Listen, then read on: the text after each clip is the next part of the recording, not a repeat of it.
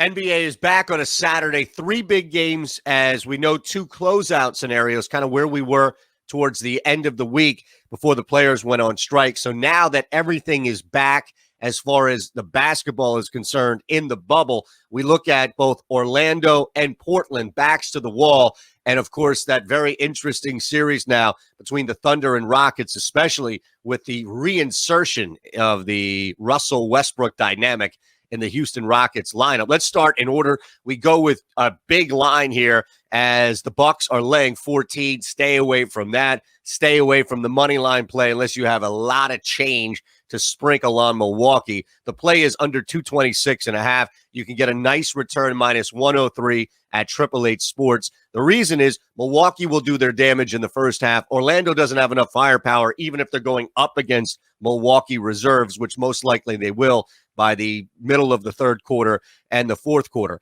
So not having enough ammunition, not having the ability to really keep up with Milwaukee. And we know that the Bucks, who were the first team to really strike here in the NBA, we know the Bucks are playing with a heavy heart, a lot on their minds, but it's all about moving forward, closing out this series. It was nice to see the Magic win one game, but that's all they'll win. Take the under here. Know that it's going to be tough to score points for Orlando throughout the game, especially with this momentum that the Bucks now have. And also, once Milwaukee pulls guys, offense won't be coming as much at a premium. Now, that middle game has been fascinating as we've seen the Thunder bounce back, rally back to tie it up. The different dynamic today is, of course, Russell Westbrook is back in the Houston Rockets lineup. He provides a lot when you look at what he can do on offense by being one of the game's best slashers, not having to rely on that outside shot like everybody else on the Rockets outside of James Harden.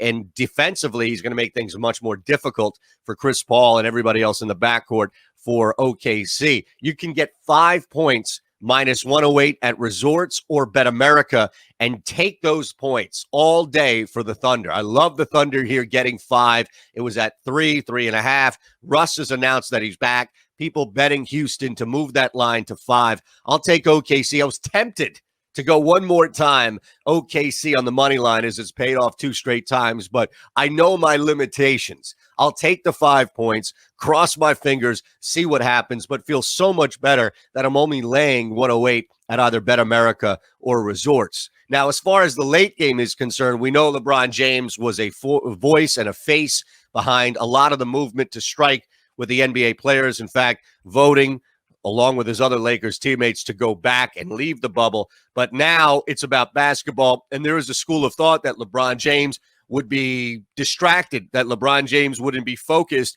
on basketball. But the reality is that we have a legacy on the line as well. As much as social justice and as much as pushing for things off the court is very important to LeBron, winning another championship, getting closer to Michael has always been the goal on the floor. They close out Portland tonight.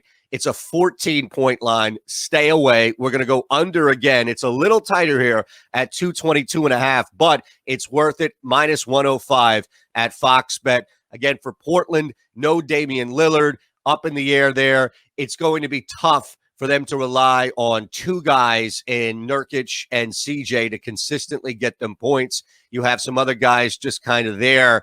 It's not enough for me to rely on an offensive explosion. This isn't going to be Dallas versus the LA Clippers. It's going to be the Lakers playing great defense. Anthony Davis has been insane on the defensive end. So I have no problem there looking at these 2 teams and thinking Portland, like Orlando against Milwaukee, won't have enough ammunition, especially in the second half. This is no backdoor cover. This is no 3-point heave to put the game over. I'll go under 222.5. I'll take the Thunder at +5. If I can get that, then I'll take it all damn day. And then the first game, as much as people may be tempted to think that Milwaukee's going to blow this Magic team out by 20, 25 points, the real play is just under 226.5. Basketball is back.